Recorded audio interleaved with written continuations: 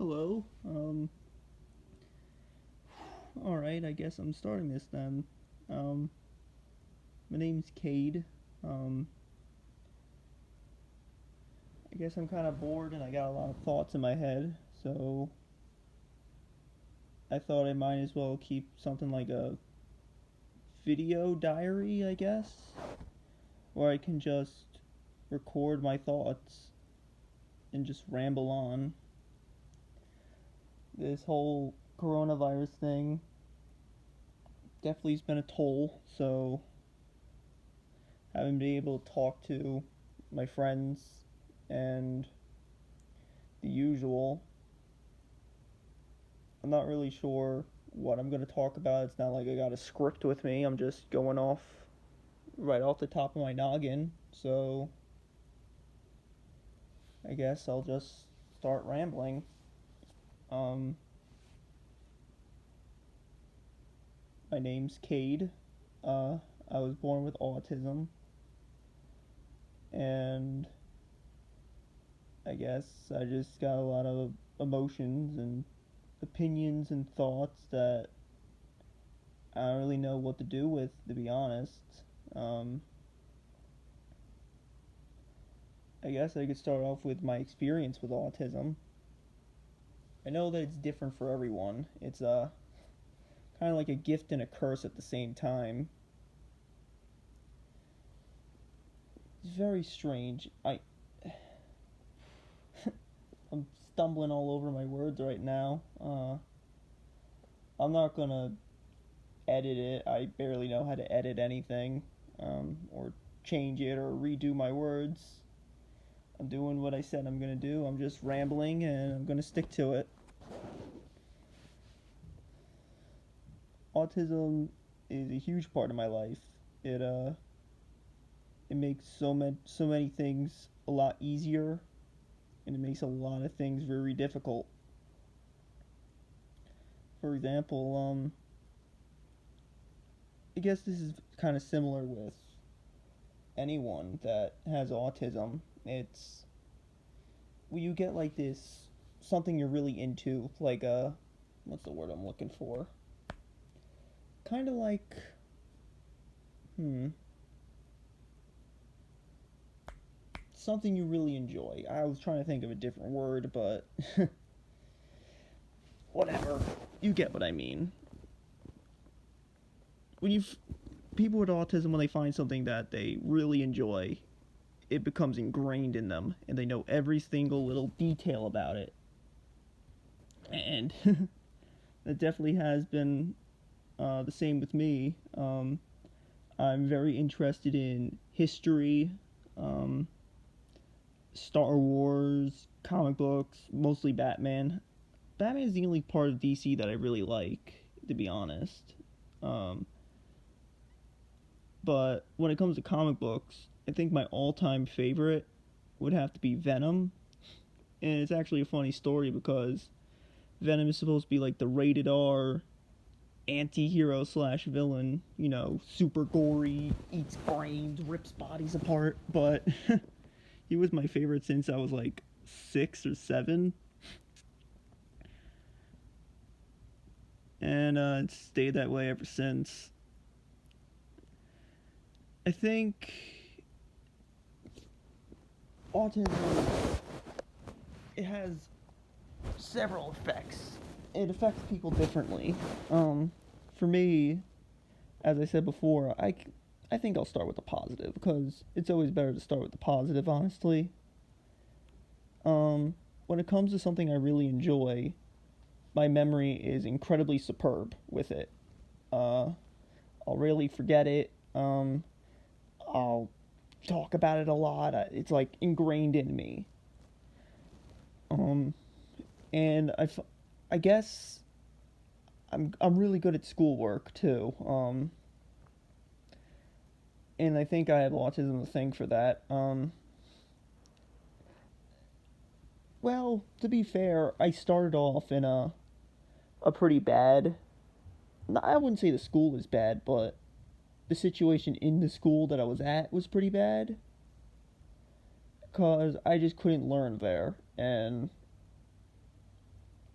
yeah, I would say it was fair to say that I got bullied pretty bad there because I was autistic, but eventually, um, I went to a different school and everything just turned around, and I just became a straight A student with every class, and that eventually got me a full scholarship to my college. And at my college, I so far have been a dean's list student every single semester.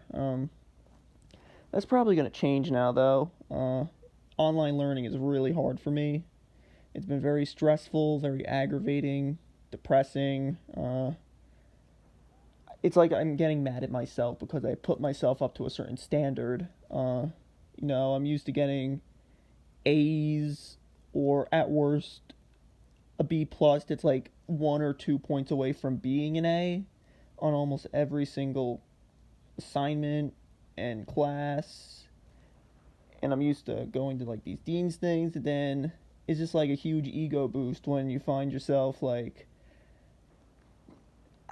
I'm not doing like horribly, but definitely not to the standard I was at before. Like most of my classes are just regular B's now, but I mean, like I was every here and there I would like tip down to the C, and then I would go back to the B, kind of like a back and forth.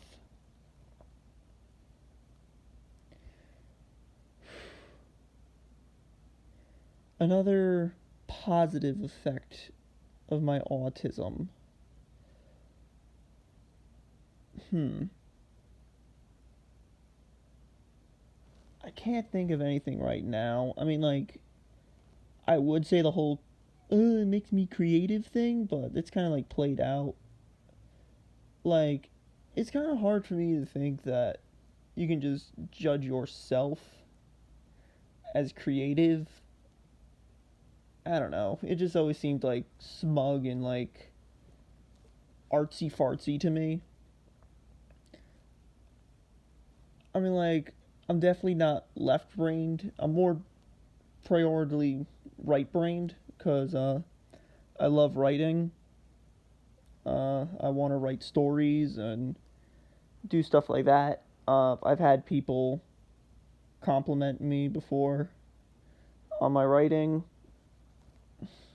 so that's definitely where I want to direct my life after I finish college.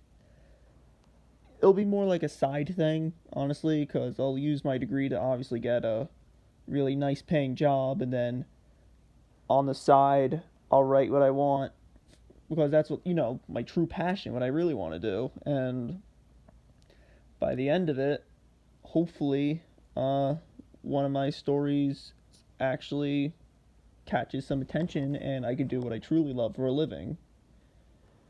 Um, but here's where it gets interesting. The negative aspect of my autism. And autism is just one of those strange beasts because it's different for everyone. It's almost impossible to find a case of autism that's exactly the same as the other. Um, all right. It's definitely a mind boggler because the way I perceive the world, the way I perceive senses, thinking, all of it, it took me a while to accept, but most of the world will never perceive the world physically and mentally the same way that I do. And I guess for a long time, maybe I resented myself for having autism, but I'm past that, and I'm proud that I'm the way I am, even with all the difficulties that it comes with. Um, I guess we can start off with my senses. This is actually something that I never knew about myself. I just thought senses were the same for everyone, but apparently autism doesn't just affect you mentally, it does physically as well. my senses are kind of different from others. For example, my sense of touch and my sense of smell. My sense of smell is very strong, and sometimes I can smell things that other people can't smell, and it might just overload my senses. Sometimes I can hear things that other people can't hear, and it may overload my senses. And my skin is definitely more sensitive than regular skin. I know that for sure because even like a small gust of wind sometimes feel like there's a spider just crawling on your arm. It gets super creepy because you never want a spider crawling on you. Uh, but it happens like a lot. Like it feels like there's something crawling on my skin, and you whip your head around, and there's like nothing there at all. It was just the wind.